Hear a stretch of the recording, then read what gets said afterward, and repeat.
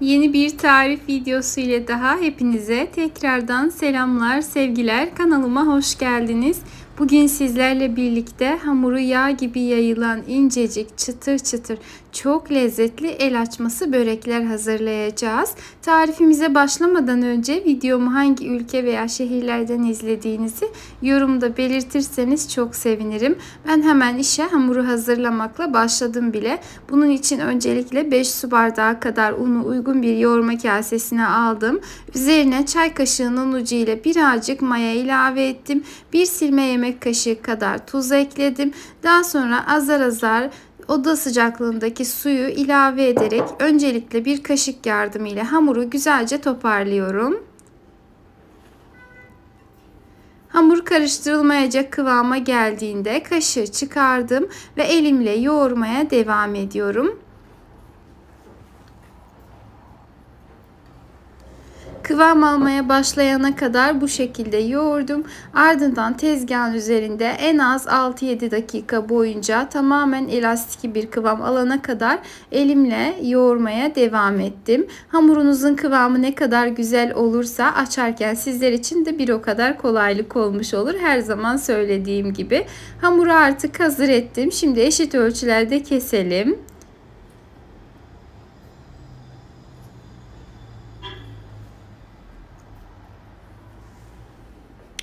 Kestiğimiz hamurları beze haline getirelim. Ben biraz büyük kesmiştim. O yüzden daha sonra elimle eşitledim. Sizler de bu şekilde yapabilirsiniz.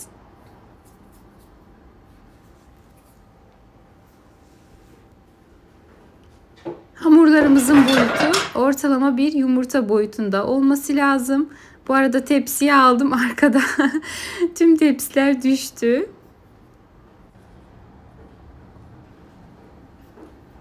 Hamurların tamamını tepsiye alıp bir kenarda 5-6 dakika dinlendirdikten sonra bir tanesini tezgaha alalım ve merdane yardımıyla olabildiğince büyütelim. Çok fazla büyütmenize gerek yok. Bu şekilde videodaki gibi biraz genişletmeniz yeterli olacaktır.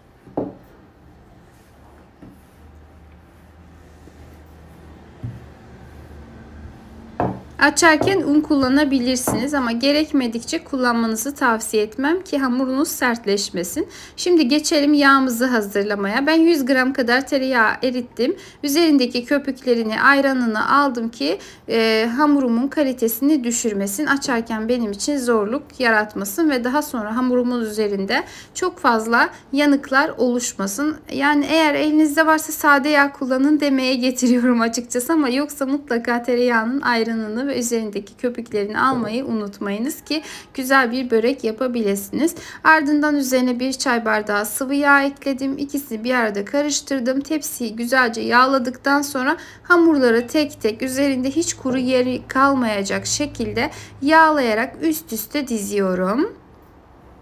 Eğer herhangi bir yerinde kuruluk kalırsa hamurlar birbirine yapışabilir bekleme aşamasında. Bu çok önemli. O yüzden olabildiğince güzelce yağlamayı ihmal etmeyiniz. Yine her katı güzelce yağladım ancak tek tek videoda göstermiyorum. Gördüğünüz gibi yağlanmış hamurları üst üste dizdim. Geriye kalan yağın tamamını da üzerine gezdirip tekrardan üzerini tamamen kaplayacak şekilde yağlıyorum.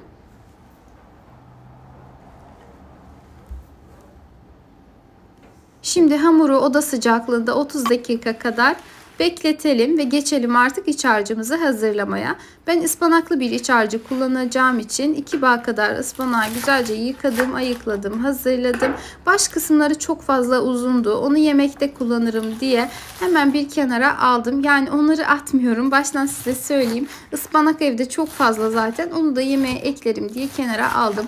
Ama isterseniz çok ince doğrayarak kullanabilirsiniz. Ben börek içinde çok fazla dişe gelmesini sevmediğim için açıkçası pek de kullanmıyorum. kullanmayı sevmiyorum.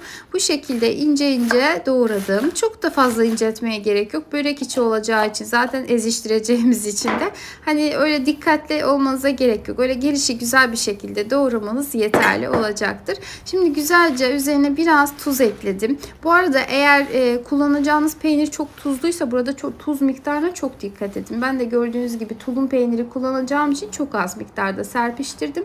Elimle ovuşturarak şöyle içerisindeki acı suyunu çıkartıyorum. Ben genellikle ıspanaklı böreklerde ıspanağı pişirmeden kullanmayı daha çok seviyorum. Yani aynı videoda gördüğünüz şekilde. Eğer gözleme yapıyorsak ıspanağı sıkmamıza gerek yok. Hamur zaten mayasız oluyor. Hamuru birazcık daha yumuşatıp lezzetini de artırıyor. Ama bu tarz böreklerde hamuru fazla ıslatmaması adına mutlaka ıspanakları sıkarak kullanmamız lazım. Bu arada bir şey daha var. Çoğu kişi sıkarak kullandığını, işte sadece posasını tüketiyoruz gibi düşünüyor. Ancak inanın pişirdiğinizde çok daha az vitamini kalıyor. Taze haliyle, yani sıktığınız haliyle lezzeti çok daha güzel oluyor. Eğer denemediyseniz mutlaka denemenizi tavsiye ediyorum. Ben yıllardır kanalımda ıspanaklı börek tariflerimde bunu söylüyorum. Farkındayım, birçok kişi uyguluyor. Uygulayanlar da çok beğeniyor. Eğer sizler de uygulamadıysanız mutlaka denemenizi tavsiye ederim. Bu şekilde hazırladım. Bir bağ kadar da yeşil soğanı ince ince doğrayıp içerisine ekledim.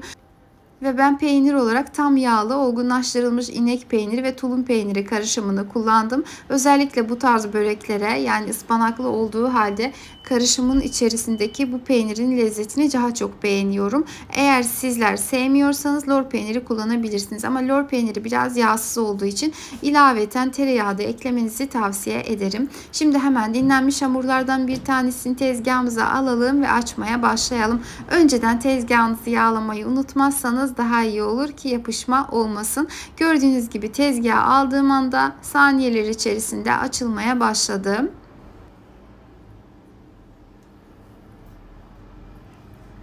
Hamura ne kadar ince davranırsanız o da sizlere o şekilde davranır ve asla yırtılmaz.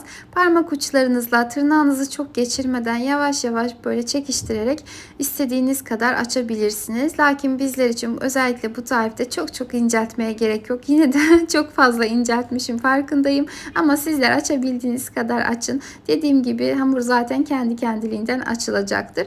Hamuru yeterince açtıktan sonra yukarıdan aşağıya doğru hamuru ikiye kestim. Baş kısmında birazcık boşluk bıraktım. Ardından videodaki şekilde katlıyorum.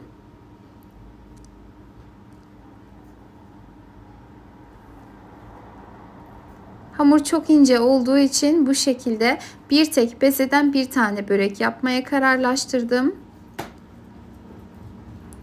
Böyle şekil verdikten sonra artık hazır oldu. Diğer hamuru da aynı şekilde açtım ve sadece şekil verme aşamasını sizlere hızlıca gösteriyorum. Bu arada unutmadan söyleyeyim. Başta 14 adet kadar beze hazırlamıştım ve toplamda 14 tane de böreğim olmuş oldu. Birkaç tanesini bu şekilde hazırladıktan sonra canlı yayın açıp şekil vermeye, yani hamuru açmaya da canlı yayında sizlerle birlikte devam etmiştim. Katılımlarınız için tekrardan buradan hepinize çok teşekkür ediyorum. Çok hoş, sohbetli, şahane bir canlı yayın olmuştu. Bundan sonraki videolarımda da böyle tarif aralarında, çekim aralarında, yani mesela birkaç tane şeyi hazırlayıp geriye kalanı canlı yayında hazırlamayı düşünüyorum. Sizlerin katılımlarınızı da bekliyorum. Tabii önceden çoğu zaman haber veremiyorum. Çünkü gerçekten ani oluşuyor. O yüzden kusuruma bakmayın. Ama bildirimleri açarsanız her zaman bildirimlerden takip edebilirsiniz.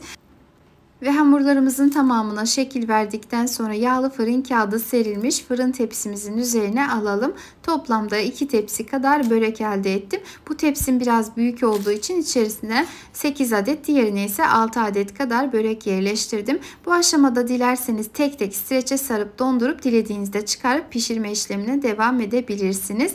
Üzerine tepsimizin dibinde kalan yağ fırça yardımıyla güzelce sürdüm. Ve önceden ısıtılmış 180 derece fırında pişmeye gönderdim. Fırınınız çok yavaş pişiriyorsa 190'da da pişirebilirsiniz.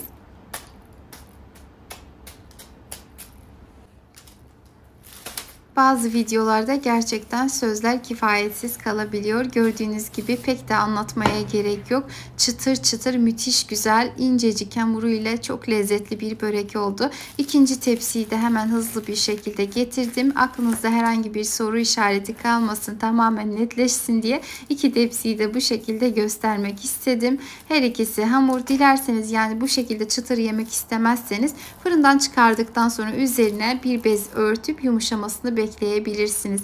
Deneyecek olan herkese afiyet şifa olsun. Emeklerime saygı olarak videomu beğenmeyi, yorum yapmayı unutmayın. Kendinize çok iyi bakın. Allah'a emanet olun.